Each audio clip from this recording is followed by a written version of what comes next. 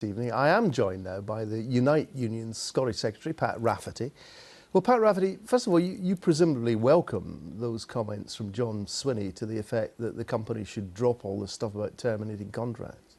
Absolutely, we welcome those comments from the Finance Secretary tonight.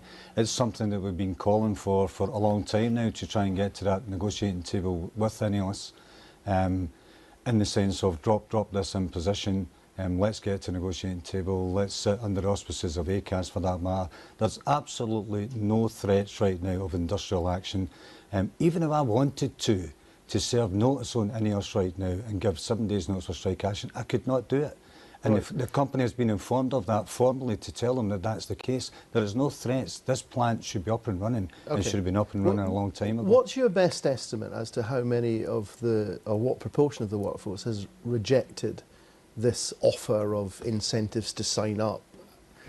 We've got, there's 682 have came back to us. There's 682 Unite members have rejected this, so that's about 65% of our membership that's on the But plan. it's less than half the workforce. It's just over half, Gordon. It's just past that but half mark. I mean, if I were the company, I would think, well, hey, hang on a second. I've played hardball over the weekend and I've got more than half the workforce apparently willing to go along with it. Well, we don't believe that's the case either, because it was done in such a short timetable over a 2-3 day period, and this is people who are working shift patterns here, they're on 10 days holidays. We've got a lot of people are coming back to us and phoning us from holidays and saying we've not had an opportunity to return these forms. But you are in a difficult position. If they say, right, you know, your contract will be terminated, we'll give you whatever it was, at £1,500, something like that, to sign up to this new thing. I mean, irrespective of what Unite says, a lot of people are going to think, well, hang on, my job's on the line here. Well, so far there's a clear mandate that's come through to us from our members that's rejecting this, despite the bribes and despite the blackmail. People are saying that that's not what they want to do. They don't want to enter into that. Just tell me what's happening there at the moment. With employer. I mean, is everyone going to work as normal? They are. Everyone turns up to work as normal. There's still work to be done, even though the plants are still cold. Yeah, they're still. No one's in dispute. We have never been in dispute over the survival plan by the company. Never been in dispute over that. We've always repeatedly said that we want to sit down with the employer and negotiate on that survival plan. We've given no preconditions to that. Right. We've never ever said that we wouldn't speak to you about pensions or shift allowances or every single bullet point that's on that. There is no preconditions. There's absolutely no reason why the plant's not up and running. This is a corporate strike. It's not a union strike. Right. It's the company that's keeping that plant down. How unconditional is your promise of no industrial action? I mean, should the company tomorrow say, well, we're going to go ahead with a 45-day period and we are going to stick to this idea that if you don't sign up, your contract will be terminated. Would you consider that, as it were, to mean that you were no longer committed to your promises and strike action? No, I think what we want, we need the employer to do, as the Finance Secretary is saying there, is to come to a negotiating table. Sure, but if they keep this stuff, yeah, but if they keep this, all the indications are that that is still on the table. You would have to agree with that.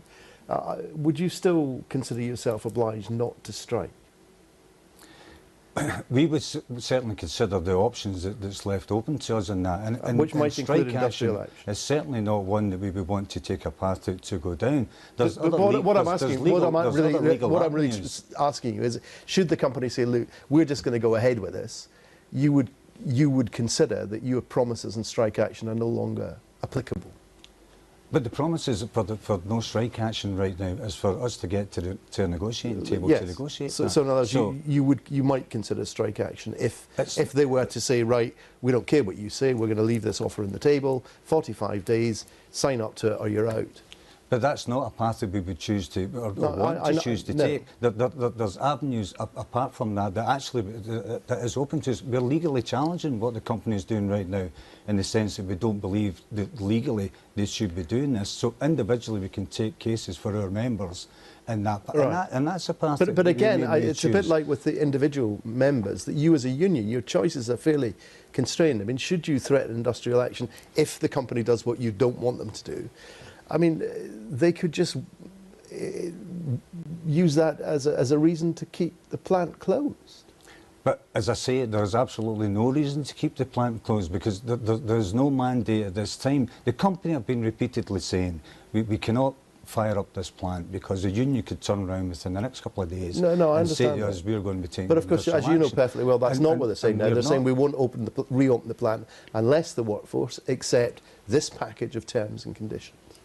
And what we're saying is that we're willing to sit down on that package of terms and conditions and trying to see that we can reach a negotiated position. That's the will of the workforce right now, and that's the message. Just ask you another thing which I find difficult to understand because of the technicalities of it, about the plant. The Kinneil plant, which takes in the oil and gas, yes, the Fortesfield pipeline, it relies on steam, doesn't it, generated at a power station at Grangemouth, which is still open. Is that a long-term solution? Is there any threat to that should the plant stay closed? If the plant was to stay closed and the power station was to come down, so the power station right now is still. But could they just switch to the national grid, or does it rely on steam? It relies on steam. So right now that steam is coming from the power station within the chemical operations. So if that closes down, that's a problem. They're trying to get a new steam line right now from Fortum. Yes, it's a problem. Absolutely, you're right. If that steam closed off, that would be a problem for Kinneil, that would be a problem for the Fortesfield pipeline, that would be a problem for the offshore sector. All right, look, we'll have to leave it there. Pat Rafferty, thank you very much indeed. A very quick look at tomorrow's front pages, starting with the Scottish Daily Mail. So will salmon be forced to buy oil refinery? It asks in its headline, the story we've just been talking about there.